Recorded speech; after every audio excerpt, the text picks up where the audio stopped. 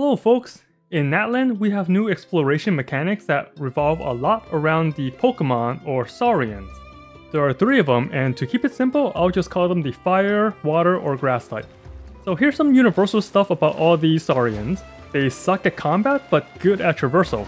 To move around faster, you're gonna spend Night Soul Meter, which is the stamina bar to the right, and when that runs out, you'll be spending your Flame at the bottom. And that's where these Crescent Flame Altars come in.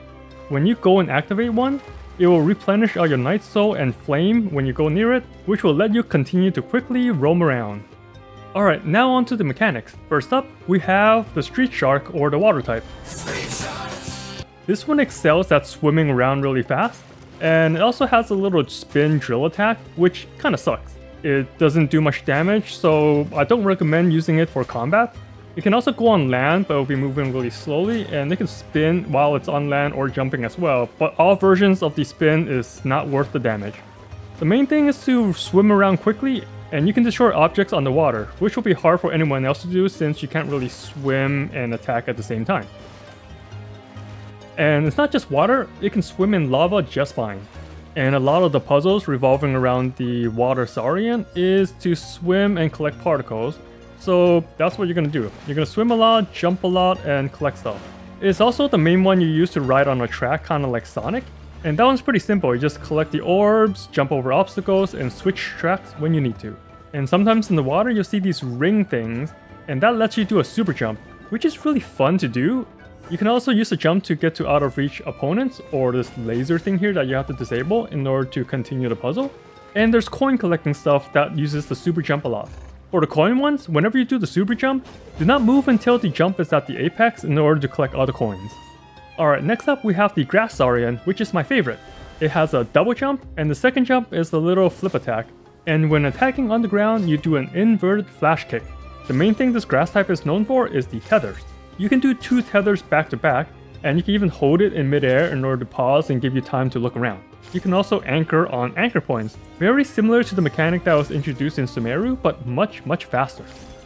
And another thing the grass type can do is to eat up bombs and spit them out, kinda like a Kirby Yoshi mix. And this is one of the reasons why this one is my favorite, because it can actually do damage.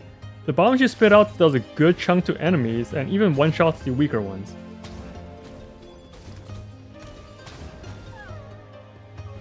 And similar to the water type, there are a lot of puzzles that require you to do the tether mechanic. You just follow the orbs or collectibles and continue tethering. And another type of puzzles besides just plain tether is the targets. You'll see these ring objectives for all 3 Saurians, and you're gonna have to hit them.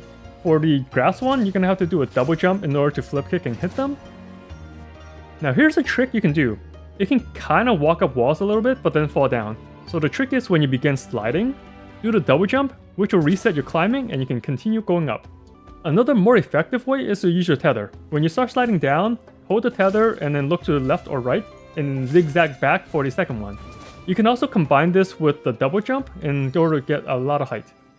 In some areas, you're going to get this little helper here, which will give you platforms when you double jump. The platform doesn't last forever, but it lasts long enough for you to go anywhere you want. So when you have this little helper, you can pretty much do 2 tethers to any spot, then do a double jump. Then when you're on this platform, you can wait for the tether to come off cooldown and go to another spot.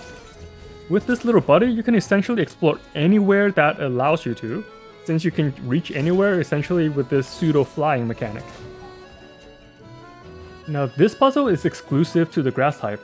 Sometimes there will be boxes with hooks, or you can put hooks on them.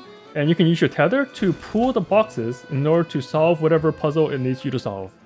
And here's another puzzle exclusive to the grass type. It involves guiding a projectile to the end spot, which is this green circle here. And what you can do is hit these reflection pillars in order to send the ball to the correct direction. Once everything is aligned, you can go and pick up your ball and shoot it at the starting mirror, and just watch the chain reaction happen as it slowly goes towards your goal. And every now and then you'll see a bunch of Anemo slime floating around, and you can quickly get rid of those by using a bomb.